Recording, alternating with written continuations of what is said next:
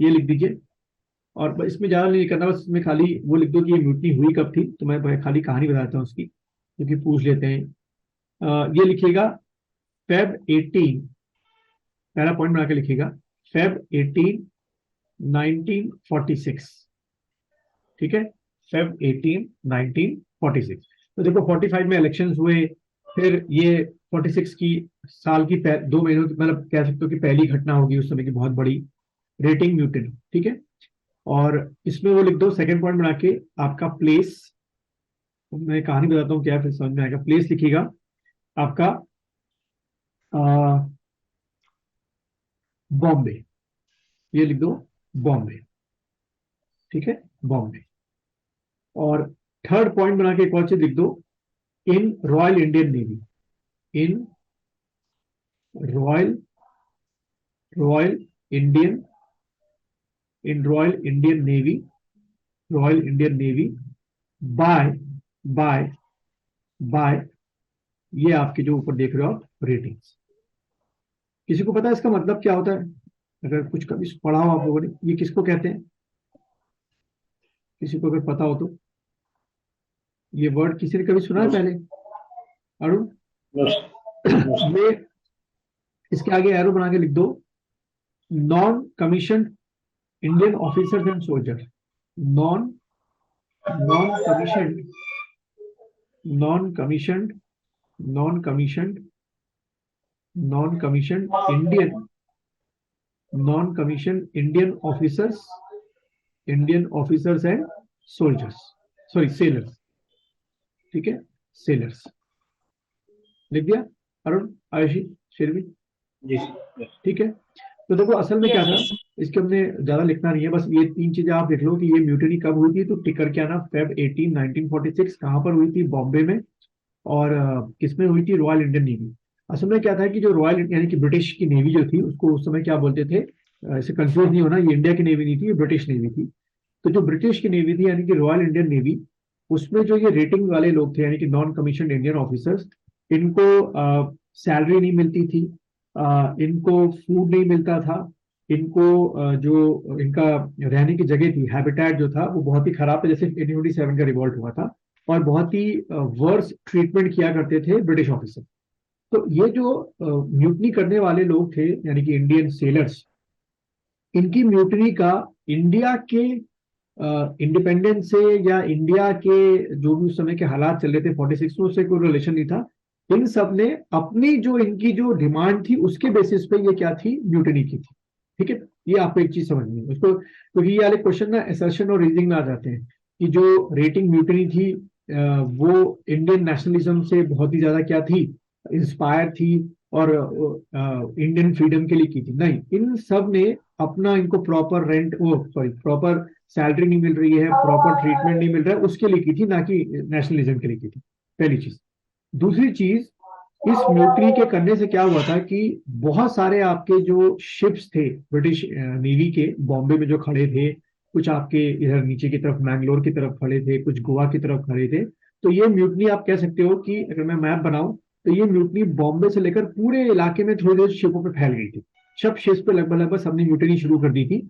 तो इससे भी ब्रिटिशर्स को बहुत ज्यादा क्या हुआ था, सेटबैक लगा था, क्योंकि वो ये एक्सपेक्ट नहीं कर रहे थे कि अंदर तो परेशानी चली रही है और अब ये सोल्जर्स ने भी क्या करनी शुरू कर दी है, म्यूटनी शुरू कर दी है। तो इसलिए इसका एक इतिहास में एक आप कह सकते हो कि एक अचीवमेंट रहता है। अच्छा, ये म्यूटनी खत्म कैसे हुई? तो इसमें लिख दीजिए पॉइंट बना के, this mutiny this mutiny neutralise by the effort of Vallabh भाई Patel. This mutiny neutralize neutralize by the efforts of Vallabh भाई पटेल। पूछ लेते हैं कि किस इंडियन लीडर ने मीडिएटर का काम किया था ब्रिटिशर्स और इनके बीच में? तो वल्लभ भाई Patel. This mutiny neutralise by Vallabh भाई पटेल, वल्लभ भाई पटेल। हो गया सबका? अरुण, आयशी, जी समझ में सर। आ गया? ठीक है, तो ये पटेल साहब का नाम याद रखना, एग्जाम में पूछते हैं कि which of the following leader played a prominent role for the suppression और for the neutralization of the mutiny? तो टिकर के अंदर सरदार वल्लभ भाई पटेल। ठीक, लेकिन इससे एक बात क्या कहते हैं, कंफर्म हो गई थी कि अब ब्रिटिश नेवी के भी जो सोल्जर्स थे, यानी कि ब्रिटिश ऑफिसर अब ये मानना शुरू कर चुके थे कि अब इनका भी कोई भरोसा नहीं है, ये कभी भी दोबारा म्यूटनी कर सकते हैं। तो एक उनके मन में खौफ आने लगा कि यार अब तो यहाँ से, इंडिया से निकलने में भी भलाई है। ठीक है, तो आप देखो ना सारे हालात कैसे बन रहे हैं एक साथ। ठीक है आयुषी, शेर भी समझ में आ रहा है दोनों को? Yes sir. ठीक है। अच्छा, उसके बाद अगला अब आप लिखो आपका कैबिनेट मिशन। रिंग डालना, कैबिनेट मिशन, कैबिनेट मिशन। तो फाइनली हम बढ़े एक और स्टेप अपनी आजादी की तरफ, और वो किससे बढ़े हम लोग? कैबिनेट मिशन से। ठीक है, तो यहां पे लिखिएगा, British parliament, British parliament setup अ कैबिनेट मिशन। इसको कैबिनेट मिशन इसलिए बोलते हैं कि इसमें जो मेंबर थे वो कैबिनेट मिनिस्टर थे। British parliament setup a cabinet mission, cabinet mission composed of three cabinet minister, composed, composed of three cabinet minister. ठीक है, थ्री कैबिनेट मिनिस्टर। तो उनके नाम लिख लो, एग्जाम में कई बार पूछ लेते हैं भाई वो तीन कैबिनेट मिनिस्टर्स कौन कौन से थे। तो सबसे पहला नाम लिखिएगा आप लोग, आपका जो पहला था आपका Patrick Lawrence, sir Pethick Lawrence, जो पहले लिखाया था ना मैंने, सर पैथिक लॉरेंस। ये भी नाम मैंने क्यों लिखाया था?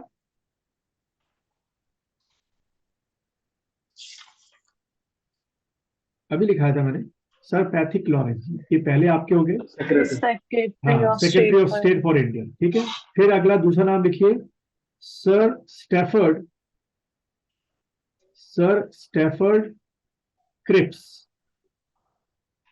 Sir Stafford Cripps. ठीक है, सर स्टैफर्ड क्रिप्स। और थर्ड नाम आप लिखिएगा जो थे, A V Alexander, A V Alexander, A V Alexander. ठीक है। अच्छा, कई बार क्या होता है ना, इनके आगे इनका डेजिग्नेशन भी पूछ लेते हैं। तो अब जैसे अभी आप लोगों ने बता दिया सर पैथिक लॉरेंस, तो इसके आगे एरो बना के लिख दीजिए सेक्रेटरी ऑफ स्टेट। ठीक है, ये तो आपके सेक्रेटरी ऑफ स्टेट हो गए। जो आपके सर स्टैफर्ड क्रिप्स थे, ये थे president of board of trade. इनके आगे एरो बना के लिख दीजिए president, president of board, board of trade, president of board of trade. और एवी अलेक्जेंडर जो साहब थे, इनके आगे लिख दीजिए एडमिरल। ये आपके कौन थे? एडमिरल थे। ठीक है, एडमिरल। ठीक। तो बड़े तीनों जो है आप कह सकते हो कि बहुत ही सुलझे हुए लोगों को जो है कहाँ भेजा गया भाई? भारत भेजा गया। ठीक है। अच्छा, अब इसमें लिखिए, अगर आपने लिख दिया तो अगला पॉइंट बना के लिखिएगा यहाँ पर, the main objective of the cabinet mission. अगला पॉइंट बना के लिखिए, the main objective, the main objective of the cabinet mission, of the cabinet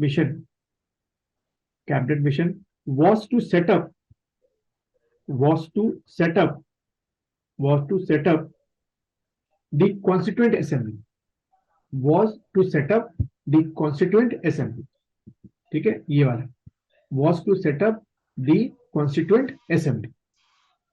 तो देखो बहुत जल्दी वो लोग काम कर रहे थे, was to set up the constituent assembly, कि भाई किसी भी हालत में जितनी जल्दी हो सके एक अच्छी सी क्या बन जाए? सीए बन जाए, क्योंकि वही चल के क्या बनाएंगे आगे चल के? भारत के लिए कॉन्स्टिट्यूशन बनेगी। Was to set up the constituent assembly. ठीक है, तो आप कह सकते हो कि कैबिनेट मिशन जो था एक तरीके का, यू कैन से कि it was a virtual declaration of Indian independence. यानी कि ब्रिटिशर्स अब बिल्कुल ट्रांसफर ऑफ पावर की तैयारी कर रहे थे कि अब जल्दी से इनके लिए सीए बनाओ, वो इनके लिए कॉन्स्टिट्यूशन बनाए इनके अकॉर्डिंग, जैसा इनको चाहिए, हमारे अकॉर्डिंग नहीं, हमारा ये कॉन्स्टिट्यूशन नहीं मानेंगे। मजेदार और मजेदार बात क्या है, जो मैं आपको पिछले कॉन्स्टिट्यूशन पढ़ा चुका हूँ, कि हमने गवर्नमेंट ऑफ इंडिया 1935 का ही एक्ट को कॉपी किया है, लगभग 70% वही एक्ट है। तो कहने को हम कह सकते हैं कि हम इंडिपेंडेंस हुए, लेकिन हमने काफी कुछ चीजें जो है वो कहाँ से ली है? अलग अलग कॉन्स्टिट्यूशन से लिया। मैंने आप लोगों को कॉन्स्टिट्यूशन पढ़ाया था, सोर्सेज ऑफ कॉन्स्टिट्यूशन। लेकिन अच्छी बात यह है कि हमने जो कॉन्स्टिट्यूशन की चीजें अलग अलग देशों से ली हैं, वो कोई बुरी बात नहीं है, क्योंकि सभी जो कॉन्स्टिट्यूशन से लिया है वो सब सब लॉ जो है, जो भी रूल्स एंड रेगुलेशंस हैं, चाहे पीएम की पावर हो, प्रेसिडेंट की पावर हो, सब किसको सपोर्ट करती हैं? डेमोक्रेसी को सपोर्ट करती हैं, और रिपब्लिकज्म को सपोर्ट करती हैं, और नेचुरल लॉ को सपोर्ट करती है। तो इसको कोई बुरी बात नहीं है। ठीक। अच्छा, फिर अगला लिखिए, some main recommendations, some main recommendations of the cabinet mission were, some main recommendations of the cabinet mission were, तो भाई इन्होंने क्या रिकमेंडेशन दी यहाँ आके, तो पहले तो सीए बनाना था इनका, वो इन्होंने किया, लेकिन साथ में कुछ रिकमेंडेशन दी कि भाई भारत इसको फॉलो करे। तो ये एग्जाम में आपके पूछ लेते हैं, इसलिए मैं लिखा रहा हूँ आपको, लिखिएगा क्या क्या रिकमेंडेशन थी। सम मेन रिकमेंडेशन वर, लिखिएगा इसको, British India, British India, British India divided into three sections, British India divided into three sections। इन्होंने बोला कि भाई ब्रिटिश इंडिया को 3 सेक्शन में डिवाइड कर दो, डिवाइडेड into 3 sections। तो लिखो पहला सेक्शन ए, सेक्शन ए लिखो, और इसके आगे लिख दो Madras, Bombay, CP, CP stand for central province. ठीक है, सेंट्रल प्रोविंस का मतलब हम कहां की बात कर रहे हैं आज के अकॉर्डिंग, यूपी, ना ना, सेंट्रल प्रोविंस का मतलब हो गया मध्य प्रदेश, मेन तौर पे एमपी। ठीक है, फिर यूपी, यूपी का मतलब उस समय था फुल फॉर्म यूनाइटेड प्रोविंस, ना कि उत्तर प्रदेश। ठीक है आयुषी, फिर भी आप लोग फुल फॉर्म लिखो, हाँ? आप लोग शॉर्ट में मत देखो, वरना रिवाइज करते में उत्तर प्रदेश पढ़ लोगे। यही लिखा है ना, यूनाइटेड प्रोविंस लिख दिया है आयुषी, फिर भी? Yes sir. हाँ, उसके बाद आपका उड़ीसा और आपका बिहार, कितने हो गए, 3 4 5 6। ठीक है, तो सेक्शन ए में 6 प्रोविंसेस को रखा है इन्होंने। अब लिखिए सेक्शन बी, सेक्शन बी, इसमें लिखिए north west frontier province, north west frontier province, ये ध्यान रखिएगा आज के पाकिस्तान का बलूचिस्तान है। ठीक है, लिखना तो लिख दो ब्रैकेट में बलूचिस्तान, ये पाकिस्तान का वो है प्रोविंस, आज के पाकिस्तान का नॉर्थ वेस्ट फ्रंटियर प्रोविंस। उसके बाद आपका पंजाब, और उसके बाद सिंध। फिर लिखिए सेक्शन सी, फिर लिखिएगा सेक्शन सी, इसमें लिखिए आपका बंगाल और आपका आसाम, बंगाल और आसाम। ठीक है, तो ये कितने हो गए आपके 3, और ये आपके 2, तो टोटल कितने हो गए भाई, 6 5 11। ठीक है, तो ये वो 11 ब्रिटिश प्रोविंसेस थे जो कई सालों से चले आ रहे थे, और कैबिनेट मिशन ने अपनी पहली रिकमेंडेशन में कहा कि भाई इन 11 प्रोविंस को इस तरीके से बांटो। अच्छा, इन सेक्शंस में आपको कोई खास बात दिख रही है, कुछ ऐसा कुछ वेरिएशन दिख रहा है जो आज के अकॉर्डिंग कुछ आपको समझ में आ रहा हो, कुछ गड़बड़ दिख रही है इसमें? कोई बात नहीं, देखो अगर आप सेक्शन ए को देखो तो ये वो आपके प्रोविंसेस थे जो हिंदू मेजोरिटी प्रोविंसेस थे। ठीक है, सेक्शन बी अगर आप देखो तो ये आज का पाकिस्तान है ना, ये पंजाब का ईस्ट पंजाब तो हमारे पास है, वेस्ट पंजाब जो है पाकिस्तान के पास है। ठीक है, सिंध भी पाकिस्तान के पास है, और बलूचिस्तान भी पाकिस्तान के पास है। और इसमें ये जो है बंगाल, इसमें वेस्ट बंगाल तो हमारे पास है, और जो बाकी का बचा ईस्ट बंगाल है वो क्या बन गया आपका बांग्लादेश। ठीक है, तो आपके जो सेक्शन ए के प्रोविंसेस हैं ये हिंदू मेजोरिटी प्रोविंसेस थे। सेक्शन बी और सेक्शन सी ये वो आपके प्रोविंसेस हैं 5 जो कि उस समय क्या थे, मुस्लिम मेजोरिटी प्रोविंसेस, और अगर आज भी देखो तो मुस्लिम मेजोरिटी प्रोविंसेस है। क्लियर है?